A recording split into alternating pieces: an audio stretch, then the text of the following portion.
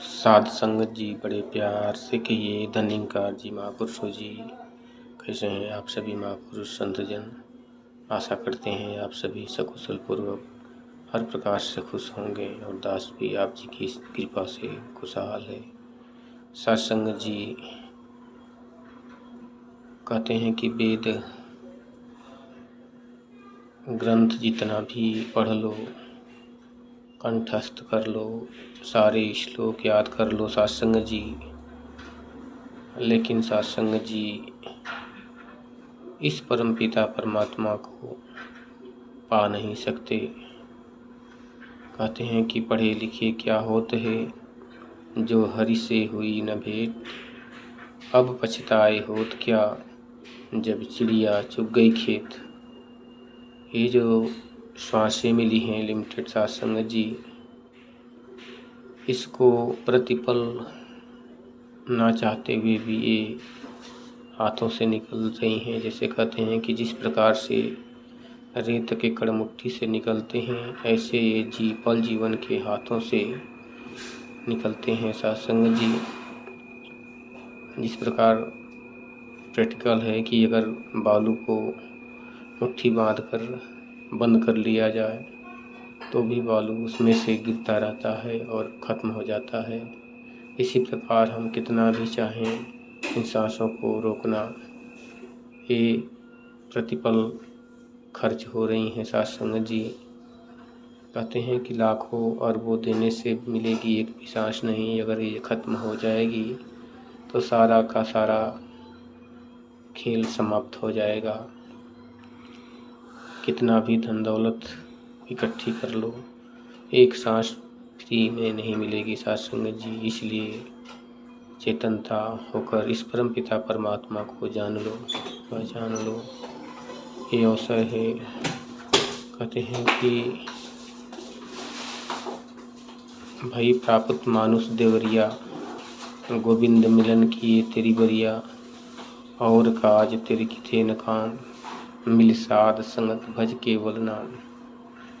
ये जीवन तो इस परमपिता परमात्मा को पाने के लिए ही मिला था, लेकिन साध संगत जी कुछ कर्म होते हैं। इंसान को भूख लगती है, प्यास लगती है, कपड़े की ज़रूरत होती है, यात्रा करने की ज़रूरत होती है, तो इसके लिए हमें कर्म भी करना पड़ता है। अन्न भी पैदा करना पड़ेगा, मजदूरी भी करना पड़ेगा, जिससे कुछ आमदनी हो।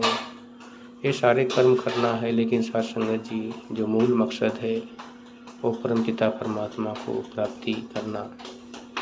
अगर जो इंसान इस परमपिता परमात्मा को इस मानव जीवन में नहीं प्राप्त किया साध संगत जी,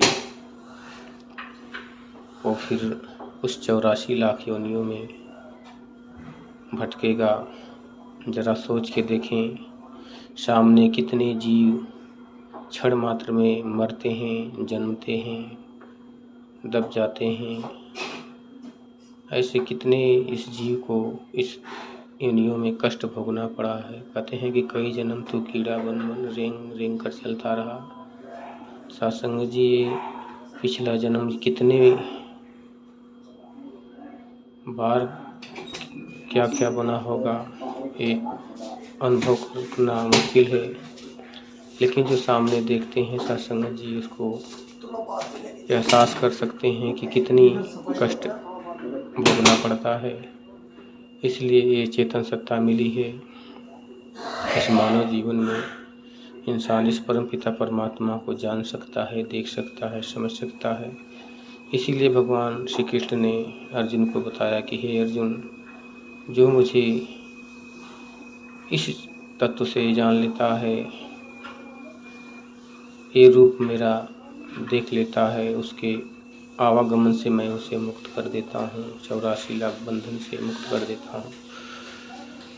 कहते हैं साध संगत की 84 को 4 रूप में बांट दिया यह सृजनहार। अंडज पिंडज स्वेदज द्विभज, इन्हीं के बीच है कुल संसार। जिस प्राणी पर करे एक कृपा, मानव उससे बनाता है। सतगुरु की ही दया से मानव स्वयं राम बन जाता है।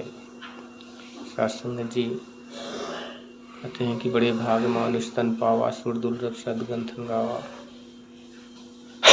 भाग्य से, बड़े भाग से ये मानव जीवन मिलता है, लेकिन साथ संग जी सतगुरु सौभाग्य से मिलते हैं। साथ संग जी जिनको सतगुरु जीवन में मिल गए, उनका जीना मरना समाप्त हो गया, आना जाना समाप्त हो गया। कहते हैं कि सन्मुख हो ही जीव महि जबहि, जन्म कोटि अघनासहि तबहि। रामायण में तुलसीदास जी ये बताते हैं कि जब परमात्मा के सम्मुख ये जीव उपस्थित होता है तो उसके जन्म जन्मांतर के पाप धुल जाते हैं। जैसे कोई मैला कुचैला कपड़ा कितना भी दिन का हो, जब उसे साबुन और पानी से भेंट होती है तो उसकी मैल क्षण मात्र में दूर हो जाती है। जैसे गंदा पानी हो, गंगा में मिलता है तो स्वयं गंगा हो जाता है। इसी प्रकार ये जीव आत्मा कितना भी पापी हो, जब इस परम पिता परमात्मा को जान जाती है, देख लेती है, इसमें वास कर लेती है, तो ये परमात्मा ही हो जाती है। इसलिए इसका आवागमन से मुक्त हो जाता है। शास्त्र में जी तो जरूर इस परमपिता परमात्मा को, निराकार ब्रह्म अविनाशी को जानने की ज़रूरत है, और जितना जल्द हो सके इसको जान लेना। कहते हैं कि सांसों के थमने से पहले कौन है तो जान ले, इंसान यही है मौका, ईश्वर को पहचान ले।